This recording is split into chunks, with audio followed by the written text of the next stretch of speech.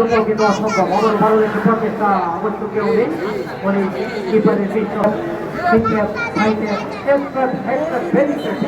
প্রবেশ করবেন না। সুপ্রিয় দর্শক, আপনাদের দৃষ্টি আকর্ষণ করে বলছি, বিরতির সময় কোন দর্শক মাঠে প্রবেশ করবেন না।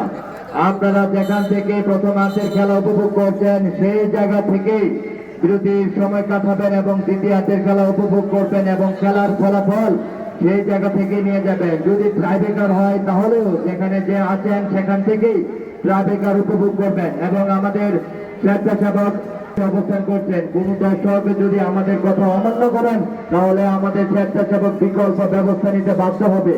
আমি কথাটা আপনাদের অগ্রিম জানিয়ে দিচ্ছি। যাই হোক, আমরা আবারও খেলায় চলে আসি। প্রথমার্ধের খেলা চলছে, খেলার ফলাফল কামরাবর 0